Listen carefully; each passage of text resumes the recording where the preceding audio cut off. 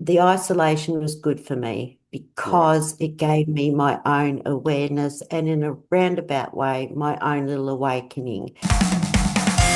You're watching the Spotlight Network, starring Hollywood's newsman, And if you were just Logan trying to get to Crawford. investigators, they now believe a single member. He works with TV and film legends.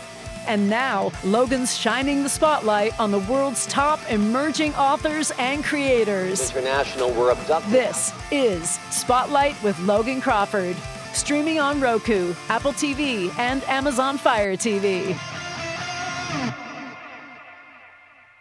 I'm Logan Crawford, and right now on Spotlight, we're talking intuition, emotional neglect, and the moment you realize finally that you deserve something more. We're speaking with a terrific author by the name of Anastasia Malcolm, and she joins us to discuss her empowering book. It is called So It Begins. It is her personal story of awakening, recognizing manipulation and control while isolated, and rebuilding a life rooted in self-worth and faith. If you've ever felt stuck in confusion, self-doubt, or a relationship that dimmed your light, this is a book. This is a conversation that will speak to you.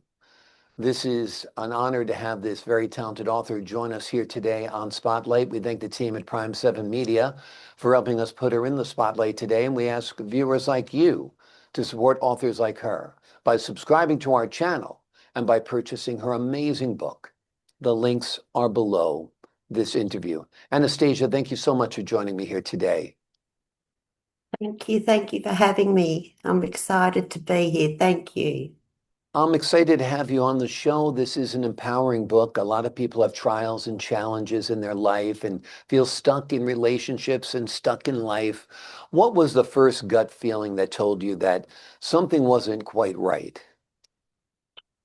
I always knew something wasn't right. That's the thing, I went into this relationship. I was with this person for 15 years, and I knew right from the beginning, but sometimes some of us live in a fog, confusion, and kind of have these emotions that are sometimes desperate, needy. And I think at that stage of my life, I was desperate and needy, which isn't nice, but that is just, that's where we come from sometimes. So, yes, I knew something wasn't right. I didn't listen to my intuition. And so I let this person into my life that wasn't a very nice person. And I Mm, continued for 15 years. amazing. Well, it's I sometimes know. hard not to double down. You're in the relationship, you're trying to make it work. They make promises it's going to be better, and it Yeah. turns out to be 15 years without you even knowing it. Yeah. There was a period in your life when you were doing some house sitting in the bush.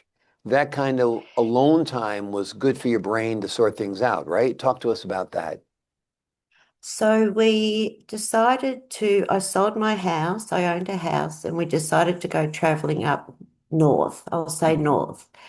And so with that, we got a job house sitting, and we were on a bush block, 60 acres of a bush block. And even though our relationship had been struggling, it was that perfect opportunity. And we talk about manipulation, coercion, and we also talk about isolation, how Mm, somebody, your partner, it's that perfect opportunity to be isolated.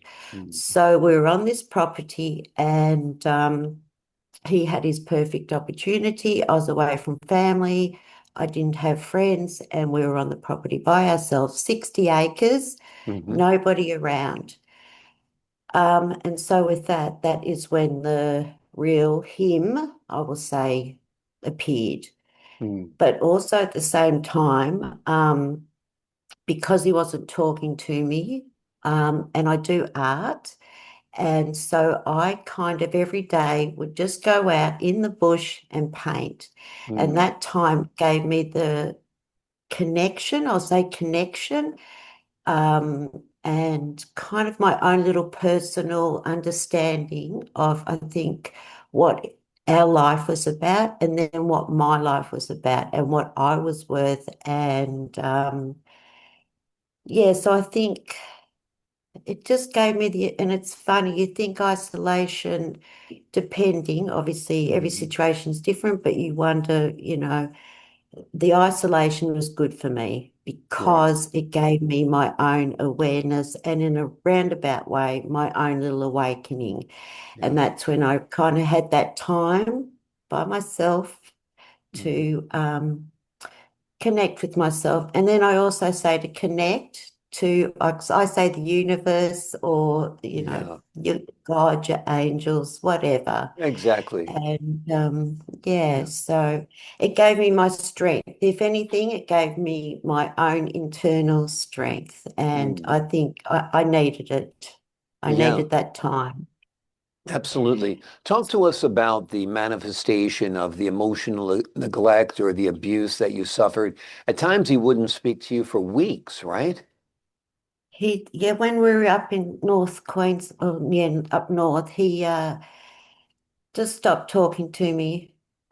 He had the opportunity again. It is that whole isolation where we had promised to the people, the owners of the property, that we would look after their property, help clean, garden, and maintain the property. And he just woke up one day and he just stopped talking to me. Mm. So, and yeah, which wasn't.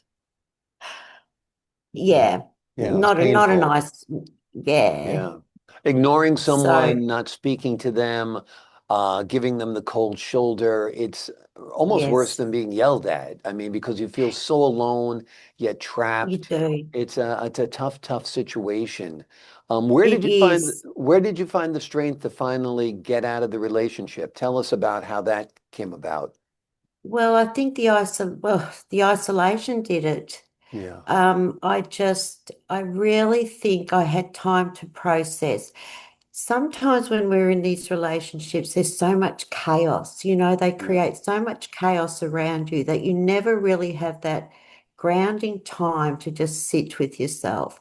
Mm. And I had that opportunity just to sit with myself and really understand and unpack myself emotionally, physically, spiritually, and then to kind of unpack our relationship and where we were.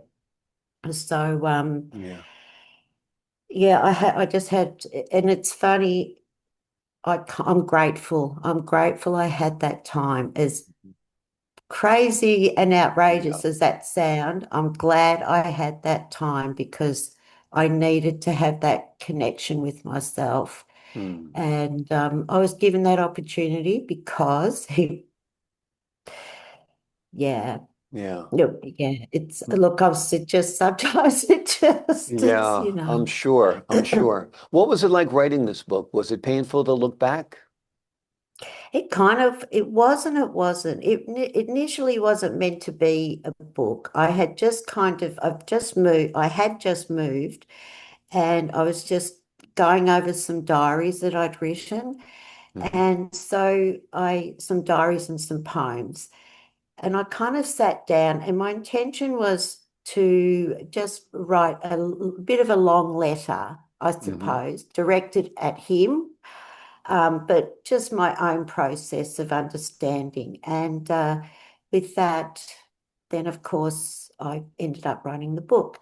But Hmm. at the same time, I think sometimes women like myself and people that have been in these relationships, we are in recovery, and then at the same time, we're trying to process. We're Hmm. processing why, why we let this person into our life and why we had what was wrong with us at that time that Hmm. we, like myself, had let that person in.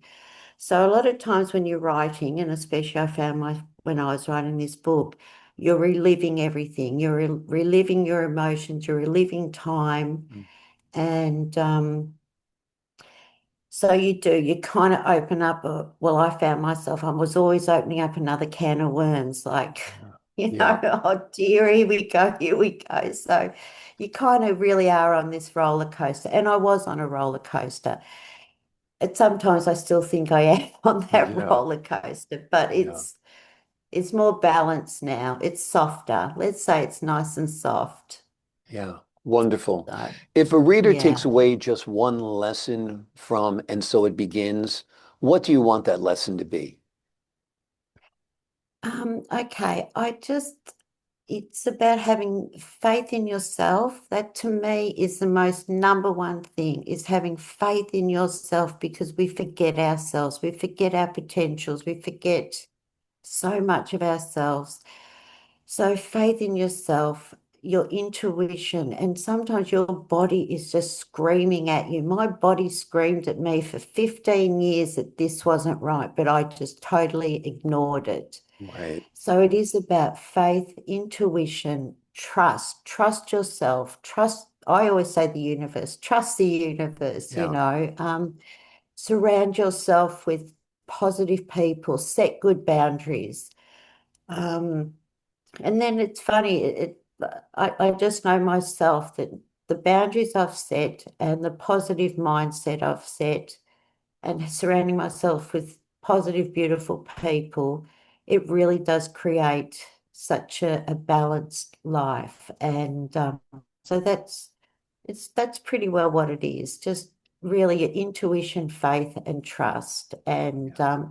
they're simple words, but when they're used properly with the right intentions, they are really just they help you navigate. They really do help you navigate. So I think that's my message. And never give up on yourself. I could have given up on myself so many times, but I just wouldn't. Good. Well, And we're I glad you can't. didn't give up, and we're glad you found your way out of the darkness and into the light. This book is Right. Yes. amazing. It's a great journey. It shows you that hope exists. The name of the book is Yes. So It Begins. It's a reminder that intuition is real, self-worth can be rebuilt, and faith can guide you out of confusion and into clarity. Anastasia, thank you so much for joining me here today. Thank you so much. Thank you. I appreciate your time, your insight, your candor, and the wonderful work you've done on this book. To the folks at home, I'm Logan Crawford, thanking you for your time this time. Until next time.